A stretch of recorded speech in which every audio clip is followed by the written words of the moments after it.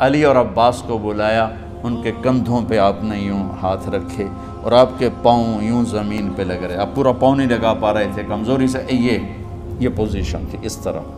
اور پھر آپ نے ایک عجب بات فرمائی جو کسی نبی نے نہیں فرمائی، فرمایا کہ میرے بعد میری آنے والی امت کو میرا سلام کہتے ہیں، اور آپ نے فرمایا لوگوں میرے جانے کا وقت آ چکا ہے۔ آپ نے فرمایا فضل میرا قرضہ ذمے لیتے؟ پھر اٹھنے لگے، اٹھ نہیں سکے، تو آپ نے فرمایا ابو بکر سے کہو نماز پڑھائے، عشاء کی نماز۔ 12 ربیع الاول آ گئی، 632 عیسوی اور 11 ہجری، آپ کی طبیعت میں بشاشت آئی، تو صحابہ نماز پڑھ رہے تھے، آپ نے دروازہ کھول کے سب کو یوں دیکھا۔ یہ آپ کی آخری زیارت تھی اپنی امت کے لیے، اس کے بعد آپ اپنے اللہ کی طرف کا سفر شروع کیا۔ تو جبریل بولے یا رسول اللہ، اللہ آپ کی ملاقات کے شوق۔ آپ نے فرمایا جاؤ اللہ سے پوچھ کے آؤ، اور عمر رضی اللہ عنہ تلوار اٹھائے ہوئے تھے، جو کہے گا اللہ کا نبی فوت ہوگا میں سر اڑا دوں گا، وہ فوت نہیں ہوئے، وہ اللہ کے پاس گئے۔ میرے صدیق نے کہا لوگو من کان یعبد محمدا فإن محمدا قد مات۔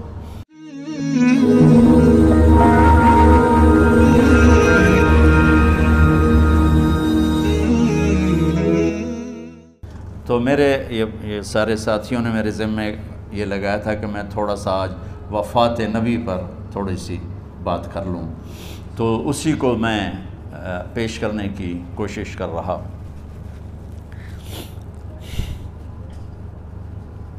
تو 53 برس کی عمر میں آپ نے مکہ سے مدینہ کی ہجرت فرمائی، اور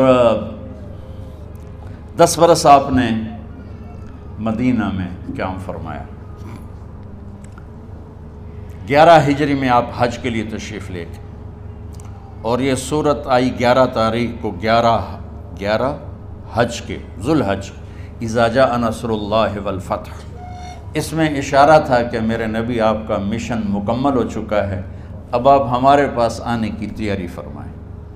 تو یہ زوال سے پہلے آپ اپنے خیمے میں لیٹے ہوئے تھے، یہ آخری صورت قرآن کی جو نازل ہوئی، تو آپ نکلے زوال کے بعد، آپ نے تینوں شیطانوں کو پتھر مارے، پھر آپ اپنی اونٹنی عذبہ پہ سوار ہوئے، اور آپ نے یہ تاریخی جملہ بولا ایھا الناس عسیٰ اللہ تلقونی بعد عامی ھذا، لوگو یہ میری تمہاری آخری ملاقات، آج کے بعد تم مجھے نہیں دیکھو گے۔ واپسی پر آپ نے معاذ بن جبل کو مدینے سے یمن روانہ فرمایا، تو معاذ بن جبل سے ایسی محبت تھی کہ ان کو سی آف کرنے کے لیے 7 میل پیدل چلے، 7۔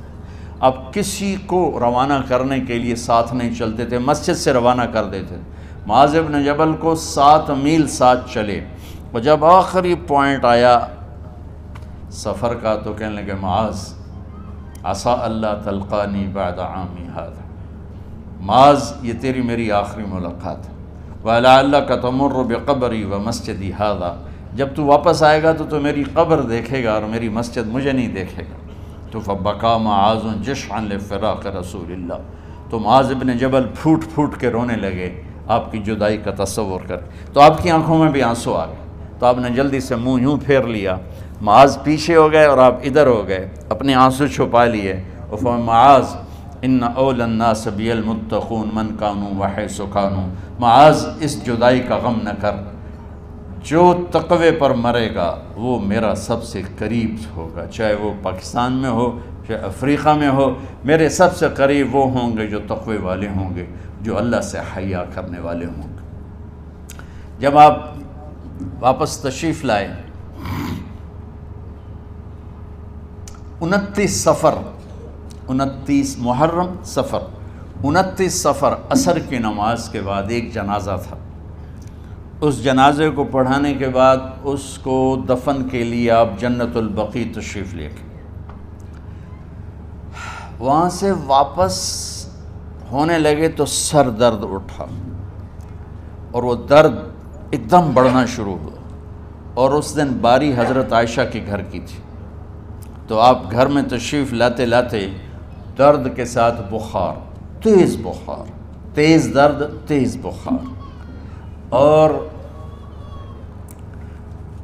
14 دن 12 ربع 29 30 2 دن یہ اور 12 دن اگلے 14 دن آپ نے بیماری دیکھی، مسلسل سر درد اور مسلسل بخار۔ اور روزانہ آپ جب گھر بدلتے، اس وقت 9 بیویاں زندہ تھیں، تو آپ پوچھتے کل کس کی باری ہے، کل کس کی باری ہے؟ جی میمونہ کی ہے۔ اگلا دن کل کس کی باری؟ جی حفصہ کی ہے۔ کل کس کی باری ہے؟ ام سلمہ کی ہے۔ تو بیگمات نے اس سے سمجھا کہ اللہ کے نبی یہ چاہتے ہیں کہ میں بیماری کے دن عائشہ کے پاس گزاروں، ورنہ آپ کو تو خود پتہ ہے کل کس کی باری ہے، پرسوں کس کی باری ہے، ترسوں کس کی باری ہے۔ تو حضرت میمونہ کے گھر میں آپ تشریف فرما تھے، تو ساری باقی 7 بیگمات جمع ہوئیں اور انہوں نے آ کے عرض کی، یا رسول اللہ، جب تک آپ بیمار ہیں آپ عائشہ کے پاس آرام فرمائیں، اور جب اللہ آپ کو شفا دے دے تو پھر ہماری ترتیب کو آپ دوبارہ شروع فرما دیں۔ تو آپ نے سب کا شکریہ ادا کیا۔ عدل کی مثال کا اسلام جب دوسری شادی کی اجازت دیتا ہے تو عدل کی شرط لگاتا ہے، اِلَّمْ تَعْدِلُوا، اگر عدل نہیں کر سکتے پھر ایک ہی ہے عدل۔ اور آپ نے فرمایا جس نے دوسری شادی کی اور عدل نہ کیا، کتنی مرضی عبادت کر کے آیا، تو قیامت کے دن آدھا حصہ اس کا فالج زدہ ہوگا، ایک سائیڈ اس کی فالج زدہ ہوگی، کتنے ہی مراقبے کر کے کتنی ہی نمازیں پڑھ کے آیا ہو، انصاف نہیں کیا تو پورا آدھا حصہ فالج کی پکڑ میں ہوگا۔ تو جب سب بیگمات نے یہ کہہ دیا کہ آپ وہاں گزاریں تو آپ نے شکریہ ادا کیا، علی اور عباس کو بلایا، ان کے کندھوں پہ آپ نے یوں ہاتھ رکھے اور آپ کے پاؤں یوں زمین پہ لگ رہے، آپ پورا پاؤں نہیں لگا پا رہے تھے کمزوری سے، یہ پوزیشن تھی اس طرح۔ اور یہ پیر کا دن تھا، آپ حضرت عائشہ کے گھر میں داخل ہوئے اور اگلے پیر کو حضرت عائشہ کے گھر میں آپ اپنے اللہ کے پاس چلے گئے۔ آخری ہفتہ آپ نے حضرت عائشہ کے گھر میں گزارا۔ صحابہ ملاقات کے لیے حاضر ہوئے تو آپ ان کو دیکھ کے رونے لگے اور فرمایا کہ میں تمہیں اللہ کے سپرد کرتا ہوں، اللہ تمہاری حفاظت کرے، اللہ تمہارا ساتھی ہو، آواکم اللہ، حفظکم اللہ، نصرکم اللہ، بہت دعائیں دی۔ تو عبداللہ بن مسعود رضی اللہ تعالیٰ عنہ نے پوچھا، یا رسول اللہ، لگتا ہے جیسے جانے کا وقت ہے، تو آپ کو غسل کون دے گا؟ تو آپ نے فرمایا میرے اہل بیت۔ آپ کو کفن کون دے گا؟ کہا میرے اہل بیت۔ آپ کا جنازہ کون پڑھے گا؟ تو آپ رونے لگے۔ تو آپ نے فرمایا جب تم مجھے غسل دے دو تو سب نکل جانا، سب سے پہلے میرے 2 وزیر جبریل و میکائیل آئیں گے اور وہ میرے اوپر درود و سلام پڑھیں گے۔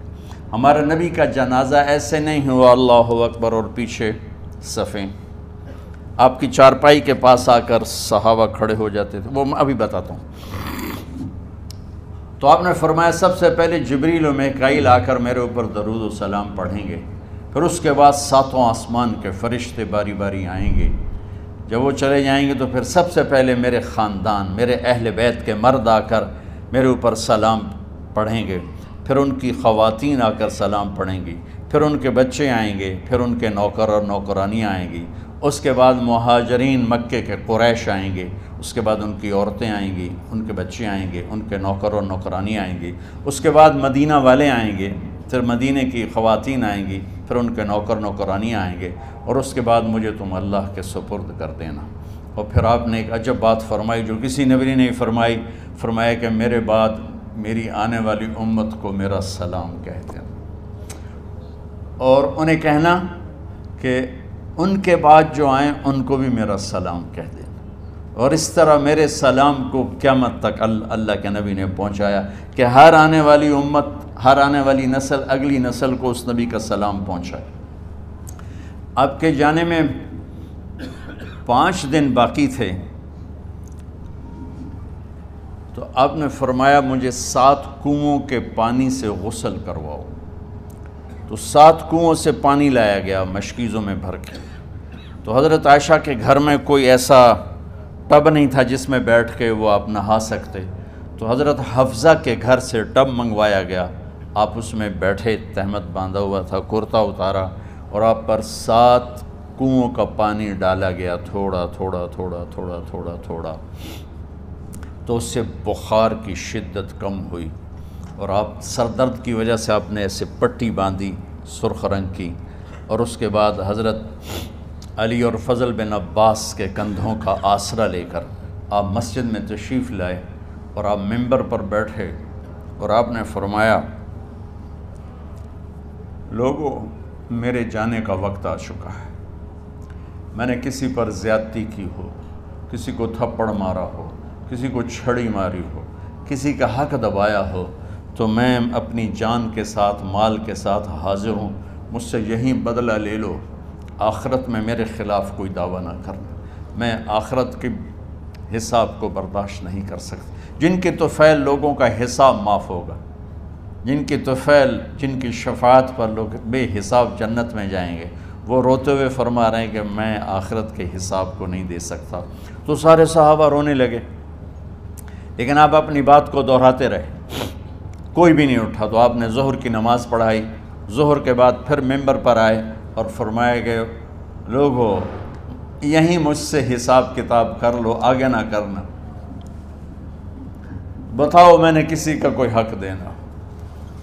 ایک صحابی کھڑے ہو، یا رسول اللہ آپ نے میرے 3 روپے دینے ہیں، 3 درہم۔ تو آپ نے فرمایا دینے ہوں گے ضرور، پر مجھے یاد نہیں، بتاؤ کہ کس طرح دینے ہیں؟ کہ یا رسول اللہ آپ کے پاس سائل آیا تھا، آپ سے مانگا، آپ کے پاس تھے نہیں، تو آپ نے مجھ سے کہا تیرے پاس کچھ ہیں؟ تو میرے پاس 3 درہم تھے، تو آپ نے فرمایا تو دے دے، میں بعد میں ادا کر دوں گا۔ تو کہا ہاں یاد آ گیا، میرے نبی کے گھر میں تو تیل نہیں تھا ایک چھٹانگ جس سے چراغ جلتا، پیسہ کہاں سے آتا؟ تو آپ کے سامنے آپ کے کزن فضل بن عباس کھڑے تھے، آپ نے فرمایا فضل میرا قرضہ ذمے لیتے ہو؟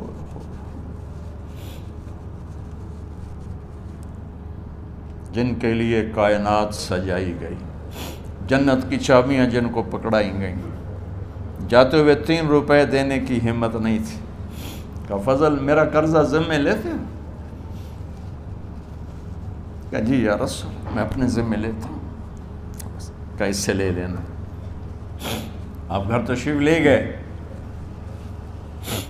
نماز کے لیے آتے تھے، پڑھاتے تھے۔ جمعرات کو عشاء کی نماز پڑھانے کے لیے اٹھ نہیں سکے، گر گئے، پھر اٹھنے لگے، اٹھ نہیں سکے، گر گئے، پھر اٹھنے لگے، اٹھ نہیں سکے، تو آپ نے فرمایا ابو بکر سے کہو نماز پڑھائے، عشاء کی نماز۔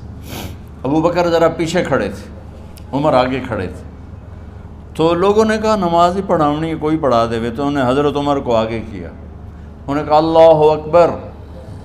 جب حضرت عمر کی تکبیر سنی تو آپ نے اندر سے زور سے فرمایا عمر کو پیچھے کرو، ابو بکر کو آگے کرو، میرے رب کا فرمان ہے میرے مصلی پر ابو بکر کے سوا اور کوئی کھڑا نہیں ہو سکتا۔ جمعرات کی عشاء، جمعہ ہفتہ اتوار کی 15 نمازیں، اور پیر کی فجر کی 16 اور جمعرات والی 17 نمازیں ابو بکر نے پڑھائیں میرے نبی کی موجودگی میں۔ ہفتے کے دن ظہر یا عصر میں آپ علی و فضل بن عباس کے کندھوں پر ہاتھ رکھ کے مسجد میں داخل ہوئے، اور ابو بکر نماز پڑھا رہے تھے۔ ادھر محسوس ہوا کہ اللہ کے نبی آ رہے ہیں، تو ابو بکر نے یوں پیچھے ہٹنا شروع کیا ایسے تاکہ مصلی سے ہٹ جائیں، تو آپ نے ایسے ہاتھ کا اشارہ فرمایا کہ کھڑے رہو، ہٹو نہیں، کھڑے رہو، تو وہ پھر آگے مصلی پر آ گئے۔ تو آپ تشریف لائے اور الٹے ہاتھ ابو بکر کے ساتھ بیٹھ کر آپ نے ظہر یا عصر کی 4 رکعت نماز ابو بکر کی امامت میں ادا فرمائی۔ یہ آپ کی آخری نماز تھی مسجد کے اندر امت کے ساتھ، اور تشریف لے گئے۔ جمعہ کا دن تھا، جبریل آئے، یا رسول اللہ مجھے اللہ نے بھیجا ہے کہ جاؤ میرے محبوب کا حال پوچھ کے آؤ۔ اللہ اکبر۔ تو اب درد اور بخار دونوں چیزیں تھیں، سر کا درد بھی ہیوی ویٹ تھا اور بخار بھی، تپش۔ تو آپ نے کہا جبریل تکلیف ہے، تکلیف میں۔ ہفتے کا دن پھر جبریل آئے، یا رسول اللہ مجھے اللہ نے بھیجا ہے کہ جاؤ میرے محبوب کا حال پوچھ کے آؤ۔ پھر آپ نے فرمایا تکلیف میں۔ اتوار کو پھر جبریل آئے، یا رسول اللہ نے بھیجا ہے کہ جاؤ میرے محبوب کا حال پوچھ کے آؤ۔ 12 ربیع الاول آ گئی، 632 عیسوی اور 11 ہجری، آپ کی طبیعت میں بشاشت آئی۔ تو صحابہ نماز پڑھ رہے تھے، آپ نے دروازہ کھول کے سب کو یوں دیکھا۔ تو حضرت انس فرماتے ہیں ہم سب نماز میں تھے، لیکن جب دروازہ کھلنے کی آواز آئی اور اللہ کے نبی کا چہرہ، تو ہم سب نماز میں یوں ہو گئے، نماز کے اندر ہی سارے اللہ کے نبی کو دیکھنا شروع کر دی، بھول ہی گئے کہ نماز پڑھ رہے ہیں، ایسے گم ہو گئے آپ میں۔ تو آپ نے جلدی سے دروازہ بند فرما دیا۔ یہ آپ کی آخری زیارت تھی اپنی امت کے لیے۔ اس کے بعد آپ اپنے اللہ کی طرف کا سفر شروع کیا۔ تو اشراق کے بعد آپ نے اپنے بیگمات کو بلایا، ان کو بتایا نہیں کہ میں آج جا رہا ہوں، سب سے ملے، سب کو الوداع کیا اور انہیں بھیجا۔ اس کے بعد آپ نے حضرت فاطمہ کو بلایا، جنت کی عورتوں کی سردار، سب سے زیادہ محبوب بیٹی، سب سے زیادہ جگر کا ٹکڑا، دل کا ٹکڑا کا، جس نے فاطمہ کو دکھ دیا مجھے دکھ دیا، جس نے اسے سکھ دیا مجھے سکھ دیا۔ ہاں، ان کو قریب کا، بیٹی قریب ہو، تو ان کے کان میں کہا میں جا رہا۔ وہ رونے لگی، تو ہم نے کہا رو نہیں، چند دنوں کے بعد تیری میری ملاقات ہو جائے گی سب سے پہلے۔ تو 6 ماہ بعد حضرت فاطمہ کا بھی 24 سال کی عمر میں یا 25 سال کی عمر میں انتقال ہو گیا۔ ان کو رخصت فرمایا۔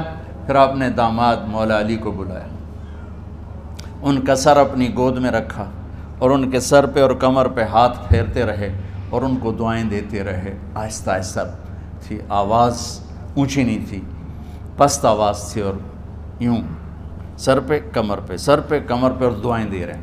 ان کو رخصت فرمایا۔ آخر میں اپنے جگر کے ٹکڑے حسن اور حسین کو بلایا۔ ایک آپ کو حدیث سناتا ہوں۔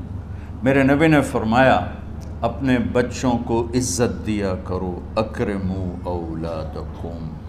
خاص طور پہ ان ماؤں سے کہتا ہوں کہ جب ہم بچوں سے عزت چھین لیتے ہیں، ان سے ہم سب کچھ چھین لیتے ہیں۔ پڑھے نہیں ہو، اسکول نہیں گئے ہو، ٹیوشن نہیں پڑھی ہے، ہوم ورک نہیں کیا ہے، یہ کیوں کھایا، یہ کیوں پہنا، اس پر جب ماں اور باپ بچے کو ذلیل کرتے ہیں تو اب یاد رکھیں آپ ان کے دلوں میں اپنے لیے نفرت بھر رہے ہیں۔ میرے نبی نے فرمایا بچوں کو عزت